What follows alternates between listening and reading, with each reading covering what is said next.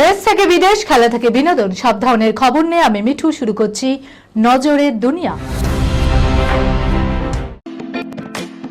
Lake view হাসপাতাল, সময় অসময় সব সময় আমাদের পরিষেবা modular OT, paediatric surgery, plastic surgery, general surgery, neuro surgery, urology, gastroenterology, gynaecology, orthopaedic, ENT, chest সমস্ত অভিজ্ঞ চিকিৎসকদের দ্বারা চিকিৎসা করা হয়।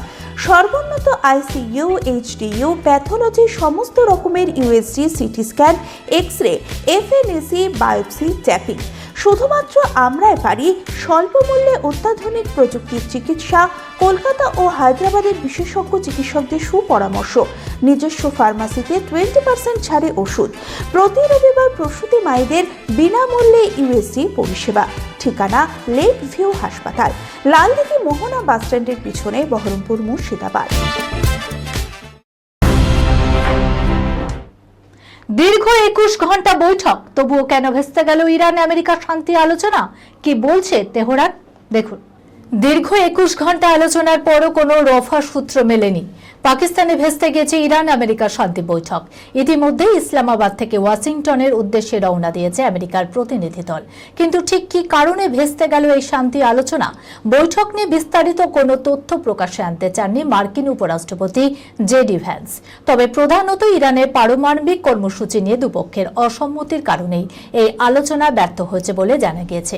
ইসলামাবাদ সাংবাদিক বৈঠকে ভ্যান্স বলেন, ইরানের পারমাণবিক কর্মসূচি এবং সমৃদ্ধকরণ কেন্দ্রগুলি আগেই ধ্বংস করে দিয়েছে আমেরিকা, কিন্তু ভবিষ্যতে ইরান যে পারমাণবিক অস্ত্র তৈরি করবে না সেই আশ্বাস তারা দেয়নি।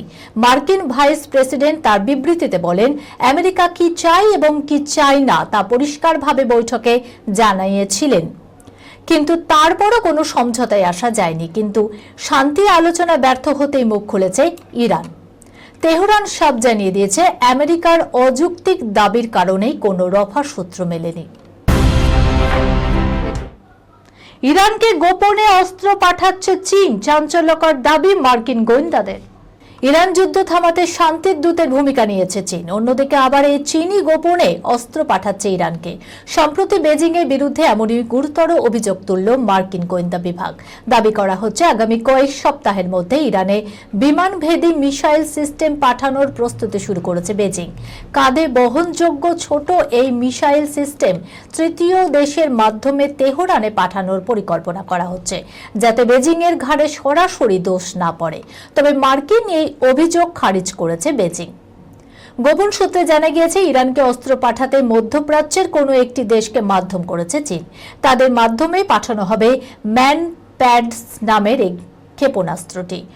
অল্প উচ্চতা দিয়ে উড়ে চলা হেলিকপ্টার কিংবা যুদ্ধ বিমানকে নিশানা করতে এই অস্ত্রের জুড়ি নেই।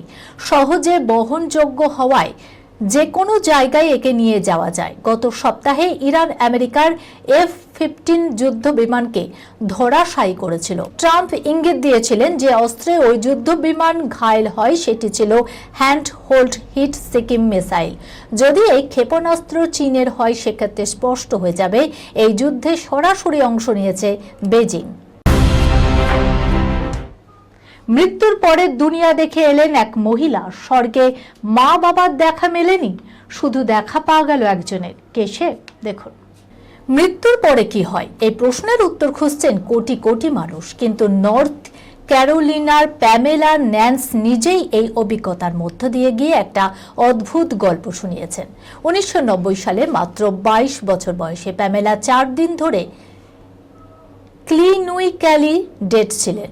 তার শরীরে ইন্টারনাল ব্লিডিং হচ্ছিল, যার কথা তিনি জানতেন না। হঠাৎ তিনি বাড়িতে পড়ে যান এবং তার শ্বাস বন্ধ হয়ে যায়। ডাক্তাররা তাকে মৃত ঘোষণা করেন, কিন্তু 4 দিন পরে তিনি অলৌকিকভাবে ফিরে আসেন। তিনি এই 4 দিনের অভিজ্ঞতা নেটিজেনদের সঙ্গে শেয়ার করেছেন। প্যামেলা তার নিয়ার ডেথ এক্সপেরিয়েন্স স্থানীয় মানুষদের সঙ্গে শেয়ার করেছিলেন। তিনি বলেছিলেন, সেই মুহূর্তে তার আত্মা শরীর থেকে আলাদা হলো, কিন্তু তিনি এক সুন্দর উপত্যকায় পৌঁছে গিয়েছিলেন। সেখানে ছিল এক বিশাল ট্রি অফ লাইফ, চারপাশে সবুজ গাছ, ফুল আর অসীম শান্তি। সবচেয়ে অবাক করার বিষয় ছিল, সেখানে তিনি কোনো পরিবারের আত্মীয়কেই দেখতে পায়নি। মা বাবা এমনকি পরিবারের কোনো সদস্যকেও দেখতে পাননি। কিন্তু হঠাৎ করে কিছু জানোয়ারের একটা দল তার সামনে এসে দাঁড়ায়। সব জানোয়ার ভালোবাসা আর নিঃশর্ত স্নেহে ভরা ছিল। তারপর জানোয়ারগুলো রাস্তা ছেড়ে দেয় এবং তার সামনে আসে তার প্রিয় পোষ্য হোলি। হোলি কয়েক ঘন্টা আগেই মারা গিয়েছিল। এই অভিজ্ঞতা শুধুমাত্র কিছু মুহূর্তের জন্যই ছিল, কিন্তু পামেলার মনে হয়েছিল অনেক সময় কেটে গেছে। পরে ডাক্তাররা ওনাকে আবার ফিরিয়ে আনেন। 92তেই জীবনাবসান কিংবদন্তি সঙ্গীত শিল্পী আশা ভোসলের। তার গানের জাদুতে প্রজন্মের পর প্রজন্ম মানুষ মুগ্ধ হয়েছে। তার মৃত্যুতে শোকাহত গোটা সিনে দুনিয়া থেকে সঙ্গীত মহল। রবিবাসরীয় সকালে সঙ্গীতের দুনিয়ায় শোকের ছায়া। জীবনাবসান কিংবদন্তি সঙ্গীত শিল্পী আশা ভোসলের। মুম্বাইয়ের ব্রিজ কান্ডি হাসপাতালে শেষ নিঃশ্বাস ত্যাগ করেন তিনি। মৃত্যুকালে তার বয়স হয়েছিল 92 বছর। তার প্রয়াণে অবসান ঘটল সঙ্গীতের স্বর্ণযুগের। 11 এপ্রিল শনিবার সন্ধ্যায় বুকে সংক্রমণ নিয়ে হাসপাতালে ভর্তি হয়েছিলেন তিনি, কিন্তু শেষ রক্ষা হলো না। 92 বছর বয়সেই জীবনাবসান আশা ভোসলের। শোকের ছায়া সিনে দুনিয়া থেকে সঙ্গীত মহলে। প্রথমে যখন আশা ভোসলে হাসপাতালে ভর্তি হওয়ার খবর সামনে আসে, তখন জানা গিয়েছিল যে কার্ডিয়াক অ্যারেস্টের কারণেই তাকে ভর্তি করা হয়েছে। আশা ভোসলেকে ভারতীয় সিনেমার অন্যতম শ্রেষ্ঠ এবং সবচেয়ে অভিজ্ঞ গায়িকা হিসাবে গণ্য করা হয়। 8 দশকেরও বেশি সময় ধরে বিস্তৃত তার কর্মজীবনে তিনি হাজার হাজার গানে কণ্ঠ দিয়েছেন। তার গানের জাদুতে প্রজন্মের পর প্রজন্ম মানুষ মুগ্ধ হয়েছে। তার মৃত্যুতে শোকাহত গোটা সিনে দুনিয়া থেকে সঙ্গীত মহল। এই খবরের সঙ্গে শেষ করলাম আজকের নজরে দুনিয়া। আপনারা দেখছেন টিভি 24 বাংলা, সংবাদ বিনোদন সারাদিন সারাক্ষণ।